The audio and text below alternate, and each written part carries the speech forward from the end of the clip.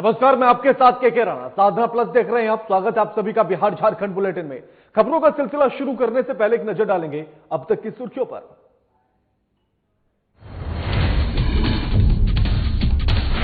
Lockdown होने के बावजूद देवघर में घूमते हुए पाए गए कई बांग्लादेशी युवक। लोगों को संदेह होने के बाद तुरंत पुलिस को दी गई सूचना। हिरासत में लेने के बाद मेडिकल जांच के लिए भेजने की तैयारी में जुटा प्रशासन। बाकियों की तलाश जारी। सीतामढ़ी जिले में लोगों के अंदर है कोरोना वायरस की दहशत। बेहतर इलाज न मिलने पाने की वजह से परेशान है लोग। चिकित्सक संजय कुमार वर्मा ने मिसाल पेश करते हुए शुरू की है निःशुल्क परामर्श। साहिबगंज में मिर्जा चौकी पत्थर व्यवसाय कर रहे हैं राहत सामग्री वितरण। गांव में जरूरतमंद परिवारों के बीच राशन राहत सामग्री वितरण। सोशल डिस्टेंसिंग का भी रखा जा रहा है ख्याल।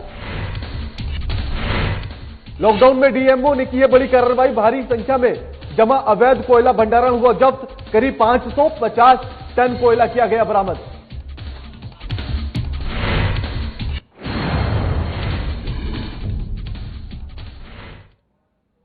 कोविड-19 से उपजे खतरे की वजह से देश में लॉकडाउन लागू किया गया है। इस दौरान किसी भी व्यक्ति को एक जगह से दूसरी जगह जाने की अनुमति नहीं है। इस लॉकडाउन की वजह से जहां एक तरफ पूरे देश में नागरिक अपने अपने हिसाब से जिंदगी जीने की कोशिश कर रहे हैं, तो इसी बीच एक खबर या कहें कि बड़ी खबर देवघर से आ रही है, जहां लॉकडाउन की परिस्थितियों से परेशान होकर 3 बांग्लादेशी देवघर जिले के जलसार पार्क के इलाके में घूमते हुए पाए गए।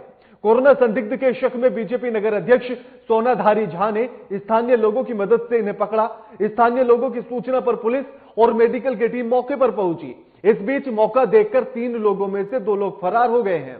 पुलिस ने गिरफ्तार किए गए युवकों के पास से 3 पासपोर्ट भी जब्त कर लिए हैं। जब्त किए गए 3 पासपोर्ट में से सभी बांग्लादेश के हैं और इनमें से 2 पासपोर्ट वीजा की अवधि भी समाप्त हो चुकी है। मौके पर पहुंची मेडिकल टीम ने थर्मल स्कैनिंग करके जांच करने के बाद हिरासत में ले लिया है। युवक को क्वारंटीन के लिए एम्बुलेंस से क्वारंटीन सेंटर भेज दिया गया है, जहां युवक के कोरोना संक्रमण की जांच की जाएगी। साथ ही पुलिस 2 अन्य बांग्लादेशी युवकों की तलाश कर रही है। 3 पासपोर्ट है, 2 लोग अलग हैं और एक इसका है। तो ये जो है पासपोर्ट में बांग्लादेशी नागरिक इसका है, उसमें दिख रहा है। पीसीआर भाग भी है। पीसीआर भाग को हम पासपोर्ट जो है सुपुर्द कर दिया है और इसको अभी हम लोग ले जा रहे हैं क्वारंटाइन के लिए। उसके बाद वहीं पे इसका बाकी पुलिसिया वेरिफिकेशन जो भी करना होगा वो पुलिस को द्वारा किया जाएगा। हम लोग इसको क्वारंटाइन के लिए भेज रहे हैं।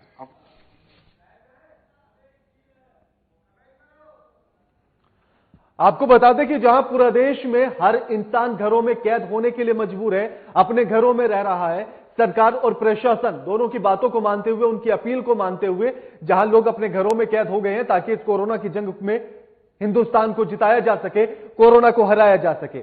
लेकिन उसके बाद भी 3 बांग्लादेशी लोग मिलते हैं, वो भी खुलेआम इस तरह से घूमते हुए, और जिनके जब उनके वीजा की जांच की जाती है तो उनमें से 2 वीजा की डेट भी एक्सपायर हो चुकी होती है। लेकिन ऐसे में सवाल तमाम उठने लगते हैं प्रशासन पर कि आखिर जो इन लोगों को क्यों नहीं जांच की गई। सवाल उठने लगता है ये सुरक्षा की दृष्टि से बेहद घातक है। लगातार वैसे झारखंड को लेकर ऐसे सवाल उठते रहे, ये मुद्दे उठते रहे हैं कि बांग्लादेश से तमाम लोग झारखंड में आते हैं और फिर झारखंड में ही रह जाते हैं, वापस नहीं लौटते हैं। और वही एक बार फिर से ऐसी ही तस्वीर निकलकर सामने आ रही है। 3 लोग देखे जाते हैं घूमते हुए बांग्लादेश के, लेकिन उनमें से 2 लोग पुलिस को देखकर फरार हो जाते हैं। एक व्यक्ति गिरफ्तार कर लिया जाता है। जब उसके पास से पासपोर्ट चेक किया जाता है तो उसके पासपोर्ट में देखा जाता है कि जो 3 पासपोर्ट उसके पास से मिले उनमें से तीनों ही बांग्लादेश के हैं, जबकि 2 के वीजा की अवधि समाप्त हो चुकी है भारत में रहने की। लेकिन उसके बाद भी वो लोग वापस नहीं लौटे हैं, हिंदुस्तान में ही रहे हैं। ऐसे में प्रशासन पर यह सवाल उठता है कि आखिर ऐसा क्यों, यानी कि सुरक्षा के लिहाज से बेहद बड़ी लापरवाही है। ऐसे तो कोई भी हिंदुस्तान में आए, कभी तक भी रहे और कभी भी वापस लौट सकता है।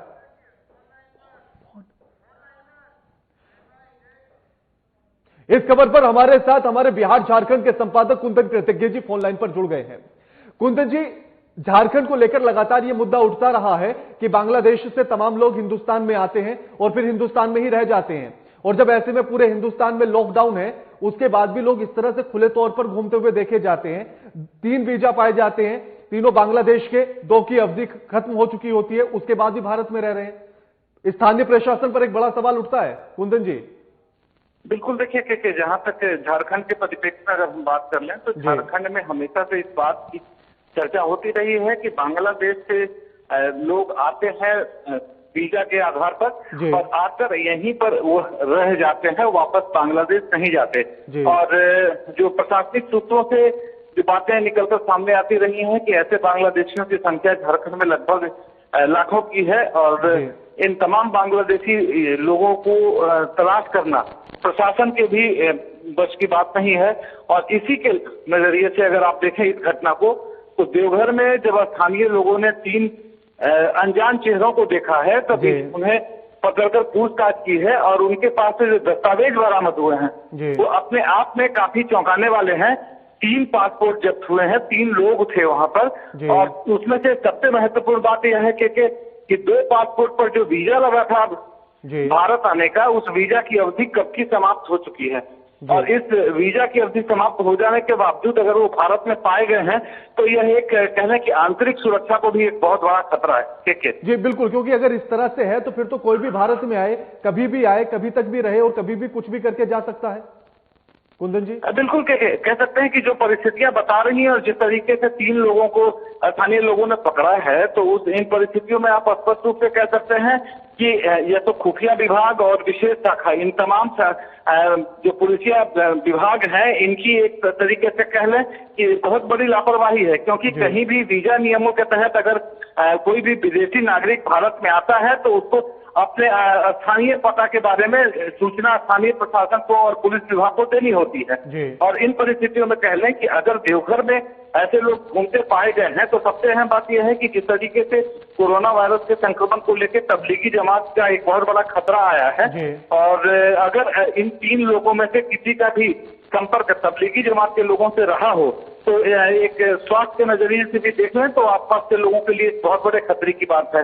और अगर आंतरिक सुरक्षा के नजरिए से देख लें तो यह एक और खौफनाक तस्वीर पेश करता है। तो जाहिर सी बात है यह कहीं न कहीं खुफिया विभाग की लापरवाही, प्रशासनिक लापरवाही कह लें और स्थानीय लोगों की सजगता कह लें कि जिसकी वजह से 3 लोगों को पकड़ा गया। हालांकि उसमें से 2 लोग भागने में सफल हो पाए हैं लेकिन एक युवक जो पकड़ा गया है उसकी निशानदेही पे संभावना इस बात की है या पुलिस प्रशासन यह भी कह रहा है कि इस बात की संभावना है कि दोनों बाकी जो युवक फरार हुए हैं उन्हें जल्द ही गिरफ्तार कर लिया जाएगा। ठीक है जी। और कुंदन जी, जो एक व्यक्ति गिरफ्तार किया है पुलिस के द्वारा, पुलिस ने उसको पूछताछ की, क्या कुछ निकलकर सामने आया?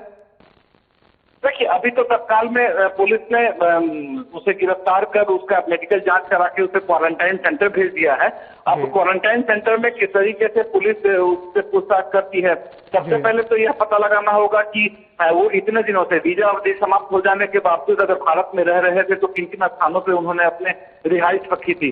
और साथ ही साथ सबसे अहम बात ये निकल कर सामने आ रही है कि इस दौरान उनका ट्रैवल हिस्ट्री क्या रहा है। कहीं वह जो मरकज की बातें निकलकर सामने आती हैं और खासकर के पूरे देश में जो संक्रमण का एक बहुत लंबा ट्रैक रिकॉर्ड देखने को मिल रहा है जिसमें तबलीगी जमात से जुड़े हुए लोगों की काफी अहम भूमिका नजर आ रही है, क्या उस तरफ से कहीं इनका संक्रमण नहीं है। और दूसरी जो हम पीछे से खबरें भी दिखाते रहे हैं कि कई ऐसे युवक हैं जिनको नेपाल के रास्ते भारत में संक्रमित युवकों को भारत बिहार के रास्ते भेजने की कोशिश की जा रही है। क्या ट्रैवल हिस्ट्री में वह तो निकलकर सामने नहीं आ रहा। तो भी बहुत सारी चीजें हैं जिस पर जांच पड़ताल जारी है, लेकिन कहना यह होगा कि यह एक स्थानीय लोगों की सजगता की वजह से एक कम से कम लिंक हाथ लगा है। उस लिंक के जरिए हो सकता है, संभावना इस बात की है कि बहुत बड़े तबके को पुलिस प्रशासन हिरासत में ले पाने में संभव हो। जी बिल्कुल, शुक्रिया कुंदन जी आपका हमारे साथ ये तमाम बातचीत करने के लिए और जानकारी साझा करने के लिए। झारखंड में लगातार कोरोना संक्रमण का मामला बढ़ता जा रहा है। ऐसे में सूबे में स्वास्थ्य व्यवस्था कितनी दुरुस्त है इसका जायजा लेने के लिए सूबे के स्वास्थ्य मंत्री बन्ना गुप्ता आज धनबाद पहुंचे। वहां उन्होंने पीएमसीएच अस्पताल का निरीक्षण कर तैयारियों का जायजा लिया। अस्पताल की तैयारियों से ना निराश बन्ना गुप्ता ने वहां मौजूद आला अधिकारियों को व्यवस्थाओं को दुरुस्त करने के निर्देश भी दिए हैं।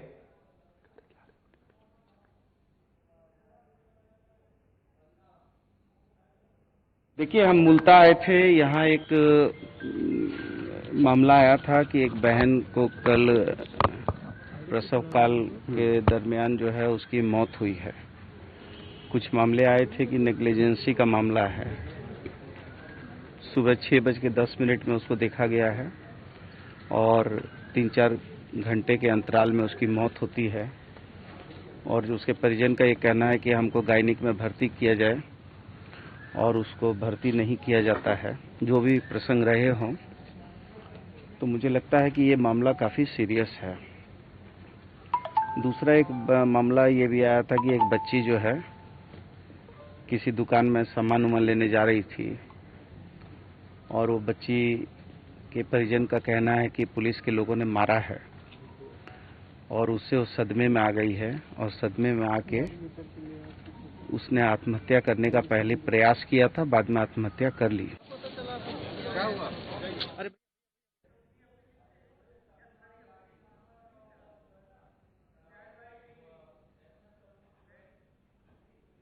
सीतामढ़ी जिले के लोग इन दिनों कोरोना वायरस के कारण दहशत के साए में जीने के लिए मजबूर हैं। ऐसी परिस्थितियों में लोगों को अपनी जान की परवाह और लोग लॉकडाउन में घरों में बैठे हुए हैं। हालात कुछ ऐसे हैं कि इस परिस्थिति में सीतामढ़ी की चिकित्सा सेवा भी पूरी तरह से ठप है, जिसके कारण लोगों को अपनी जान की चिंता हो रही है। बेहतर इलाज नहीं होने के कारण लोगों को भारी परेशानी का सामना करना पड़ रहा है। लॉकडाउन की इन हालातों में सीतामढ़ी के कुछ चिकित्सक ऐसे भी हैं जो मानवता की सेवा करने में दिन रात लगे हुए हैं। उन्हीं में से एक है सीतामढ़ी के चिकित्सक संजय कुमार वर्मा, जिनके द्वारा इस विकट हालातों में भी गरीब तबके के लोगों को मुफ्त इलाज दे रहे हैं। इतना ही नहीं, संजय ने अपना मोबाइल नंबर भी सार्वजनिक कर दिया है, जिस पर घर बैठे लोग उनसे मुफ्त में परामर्श कर सकते हैं। में तो जब से लॉकडाउन शुरू हुआ है उसी समय से हम लोग जो मरीज को फोन के माध्यम से, व्हाट्सएप के माध्यम से लगातार लोगों को इन्फॉर्मेशन दे रहे हैं। बाद में हमारी जो एसोसिएशन है इंडियन एकेडमी ऑफ पेडियाट्रिक्स, उसके माध्यम से हम लोगों ने एक 8-10 डॉक्टरों का मोबाइल नंबर प्रेस को दिया, जो कि हर मीडिया पे आया, और उसके माध्यम से कोई भी अटेंडेंट है जिनको कोई दिक्कत है तो हम लोग से पूछते हैं और उसका हम लोग जो जवाब हम लोग फोन के द्वारा, व्हाट्सएप के द्वारा उसका सोल्यूशन कर रहे हैं। सीतामढ़ी के जितने भी शिशु रोग विशेषज्ञ हैं सब लोग मिलकर ये चला रहे हैं हम लोग, जो सुबह शाम ऐसा चल। Jharkhand industries and trade association के अध्यक्ष अमितेश सहाय, महासचिव राजीव शर्मा, कोषाध्यक्ष नंदलाल अग्रवाल और सदस्य गोपाल अग्रवाल ने मुख्यमंत्री राहत कोष के लिए 25 लाख का चेक धनबाद उपायुक्त अमित कुमार को सौंप दिया है। आपको बता दें कि जीटा के महासचिव ने बताया है कि कोविड-19 के संक्रमण के रोकथाम और उपचार के लिए एसोसिएशन के तमाम सदस्यों ने सहयोग प्रदान किया है। एसोसिएशन है, तो हम लोग को अभी तक जानकारी है कि किसी भी व्यावसायिक संगठन में 25 लाख रुपए का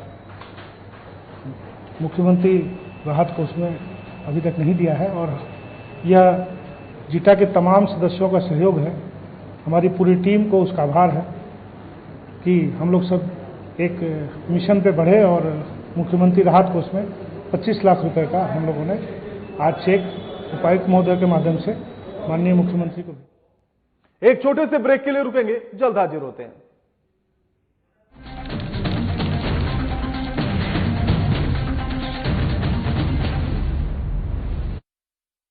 रहने की ताकत दुनिया को हमने दिखाई है। अकेले घर पर रहकर कोरोना की करनी विदाई है। स्वस्थ रहेंगे, स्वस्थ रखेंगे, हर घंटे हम हाथ धोएंगे, ना भीड़ में जाएंगे, ना भीड़ हम बनाएंगे। झारखंड में कोरोना को नहीं फैलने देंगे। सजग रहेंगे, रहेंगे, अफवाहों को ना हम सुनेंगे।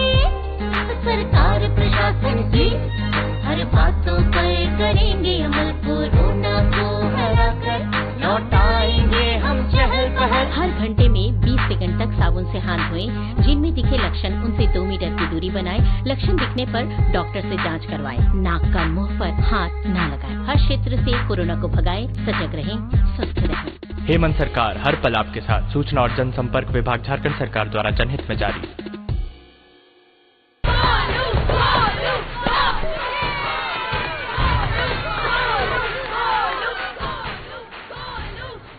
बैटिंग तो अर्जुन कर रहा है, तो सब गोलू के लिए क्यों चीयर कर रहे हैं? वो तो घर पर बैठा है। अरे तुम्हें नहीं पता, वो इसलिए नहीं आए ताकि हमें इन्फेक्शन ना हो। नोवेल कोरोना वायरस बीमारी को फैलने से रोका जा सकता है। बुखार के साथ खांसी और छींक होने पर सार्वजनिक जगहों से दूर रहकर इसे फैलने से रोक सकते हैं। अपनी सुरक्षा के लिए हमारी मदद करें। अगर आपको खांसी, बुखार या सांस लेने में तकलीफ हो तो तुरंत नजदीकी स्वास्थ्य केंद्र जाएं या हेल्पलाइन नंबर 911123978046 पर संपर्क करें। प्रिय झारखंड वासियों, जोहार। आपको मालूम है हमारे राज्य में लॉकडाउन है और पूरे देश में भी लॉकडाउन है। आज पूरा देश और राज्य एक विकराल संक्रमण से गुजर रहा है। कोरोना वायरस की एक बीमारी फैल रही है, महामारी फैल रही है और इससे बचाव के लिए हमने राज्य के अंदर में भी लॉकडाउन का आदेश दिया है। आज लॉकडाउन का मतलब है जो जहां है वहीं रहे, कम से कम लोगों के संपर्क में आए।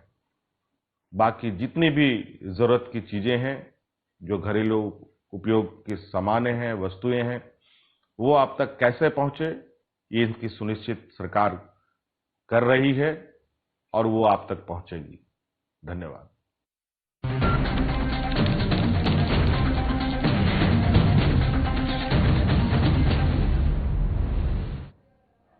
ब्रेक के बाद आप सभी का स्वागत है। देश में हुए लॉकडाउन में साहिबगंज के मिर्जा चौकी पत्थर व्यवसाय के द्वारा मंडरो प्रखंड क्षेत्र में लगातार राहत सामग्री का वितरण किया जा रहा है।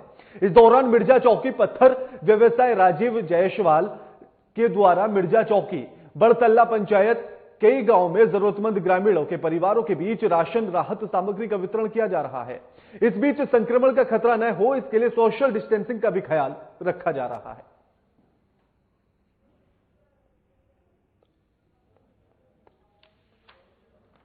लगा है हम लोग को देशों में, मैं अपने गांव में गरीब असहाय लोगों को खाद्य सामग्री का वितरण कर रहा हूं। जरूरतमंद लोगों को सामान दे रहा हूं। आटा, चावल, आलू, तेल, मसाला, नमक, ये सब बांटता हूं। जो गरीब है, मोटा मोटी लगभग 1000 लोगों को मैंने बांट चुका हूं और जो गरीब आएंगे उसको मैं दूंगा। कोरोना वायरस के संक्रमण से बचाव के लिए प्रशासन घर से बाहर निकलने वालों को मास्क का उपयोग करने की सलाह दे रहा है, लेकिन यह एक बड़ी विडंबना है कि इसके बावजूद भी खादी कपड़े से बने हुए मास्क को कोई भी खरीदने के लिए नहीं मिल रहा है। कहीं ना कहीं हमारे देश के घरेलू उद्योग के लिए दुखद संदेश है।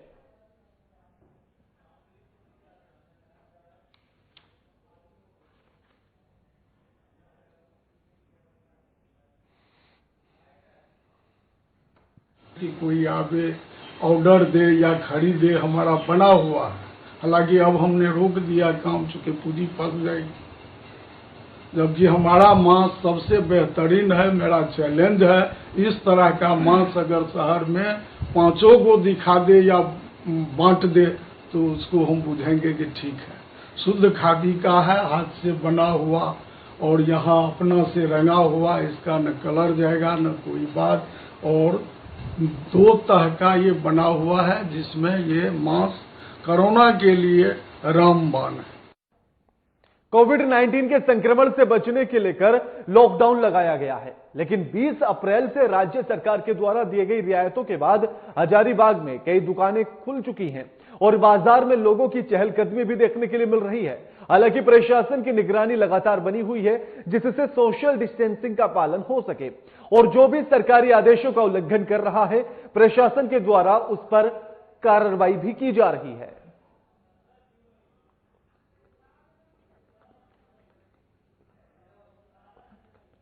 लेने के लिए निकला हूं, जैसे पिताजी के लिए मेडिसिन लेने के लिए निकला हूं और 20 तारीख के बाद ऐसे ही प्रशासन ने ढील दी है, लेकिन ढील दी है आवश्यक सेवाओं की, आवश्यक वस्तुओं जो आपको चाहिए उनके लिए दी है, जो कि अच्छा है और काफी राहत की सांस भी है एक।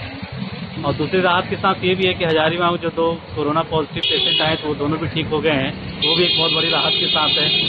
आदमी जो पहले डरा हुआ था, समा हुआ था, वो इतना डरा हुआ नहीं है, आराम से जा रहा है, लेकिन जरूरी सामानों के लिए ही आवागमन जारी हो रही है। प्लस एक और भी बहुत बड़ी राहत की सांस है कि आवश्यक सेवाएं जो ट्रांसपोर्ट हो गई, जिससे खाने पीने की पदार्थ या दवाइयाँ जो आने वाली होती है हाईवे से, वो चालू हो गई है। लॉकडाउन और सोशल डिस्टेंसिंग की परिस्थितियों में बिहार में गरीबों को हर मुमकिन मदद की कोशिश की जा रही है। खासकर मोकामा प्रखंड की मालपुर पंचायत में तो हर गरीब को दरवाजे तक निवाला पहुंचाने की कवायद परवान चढ़ रही है। इसी पंचायत की महादलित बस्ती में दाने दाने को मोहताज गरीबों को अब घर पर ही राशन पानी मुहैया कराया जा रहा है और इसका बेड़ा वार्ड सदस्य त्रिलोकी सिंह और युवा जेडीयू नेता गोपाल कुमार ने उठाया है। हर घर दस्तक देकर महादलित बस्ती में राशन, पानी, फेस मास्क और साबुन का सहयोग प्रदान, सोशल डिस्टेंसिंग का पालन करने की भी गुजारिश की गई है।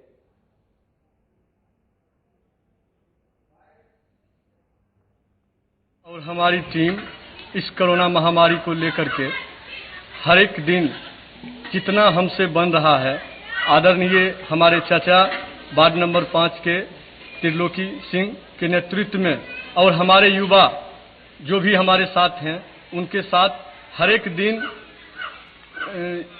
दलित, महादलित, असहाय लोग जो दिहाड़ी करने वाले हैं और उनको खाने पर स्थिति खराब है, उसको हम हर एक संभवतः प्रयास में लगे हुए हैं कि जो हमसे बने हम उसको सामान पहुंचाने का काम करें।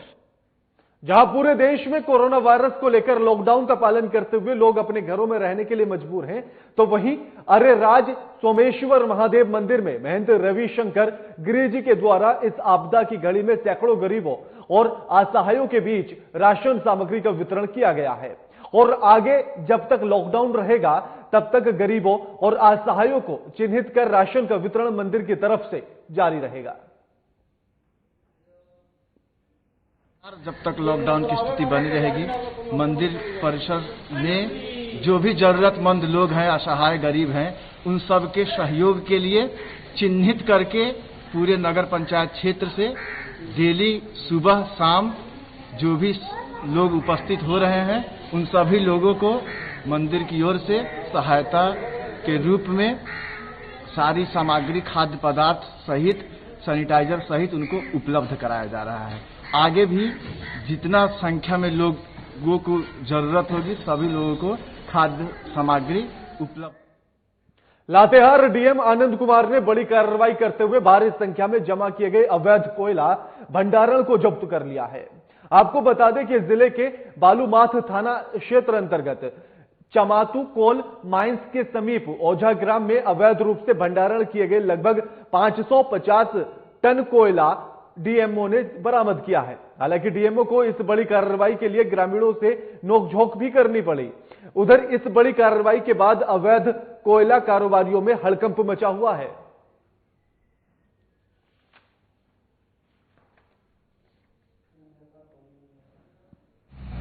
हमें सूचना मिल रही थी कि आए दिन यहाँ पे पीतल का कोयला चोरी हो रहा है और हमें ये सूचना मिली थी यहाँ पे भंडारण किया हुआ है ओझा टोला में।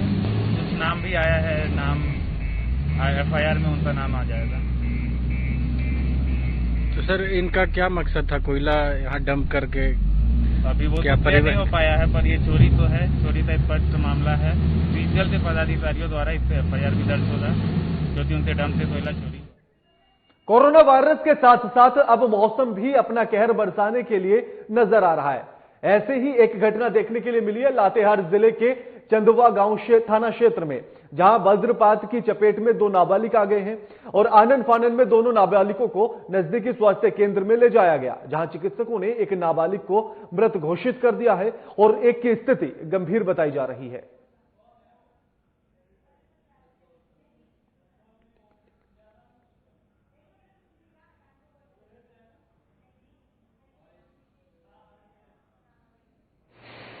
अठारह ऐसे इन लोग का दोनों का पुहबड़ी थी, ठीक ना।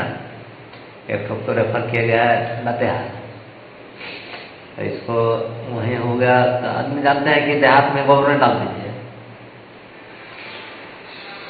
वैसे हुआ तो गोबर तो भी उतना कम फेंके। मेरा लड़की खुशबू कुमारी जो है उसको लातेहार में कर दिया। ये घटना, ये जो मरीज, ये जो उनकी केस हुआ है उसमें ये 9 बजे के पहले की बात है और मेरी ड्यूटी रात में 9 बजे के बाद से शुरू हुई है जी। तो मेरी ड्यूटी के पहले ही 2 लोग आए थे 2 लोगों को लाया गया था। तो मुझे जो जानकारी मिली है उसके अनुसार दोनों लड़कियां थी। चतरा पुलिस को एक बड़ी सफलता हाथ लगी है। आपको बता दें कि पुलिस ने गुप्त सूचना के आधार पर कुंदा के इचाक गांव में सघन छापेमारी अभियान चलाकर भारी मात्रा में अफीम के साथ 3 लोगों को गिरफ्तार किया है। वहीं कुंदा में सफेद तस्करों के विरुद्ध पुलिस की बड़ी कार्रवाई में 36 किलो अफीम बरामद की गई है।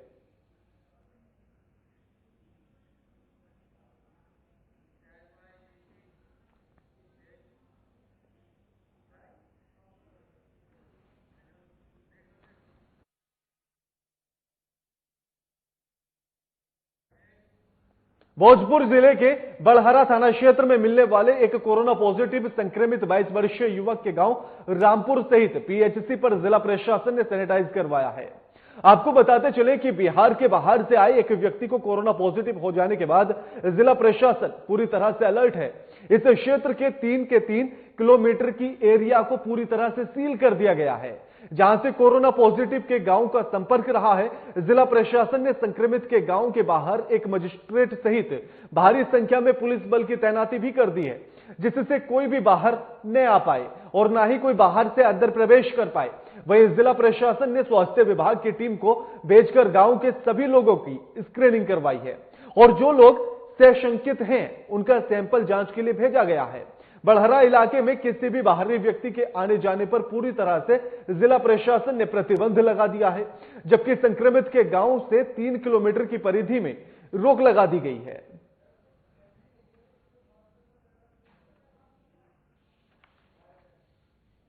लोग को लॉकडाउन सील, पूरा एरिया को सील कर दिया गया है। सुबह में सैनिटाइजेशन हुआ है, मेडिकल टीम भी आई थी, अपना जांच वगैरह करके गई है।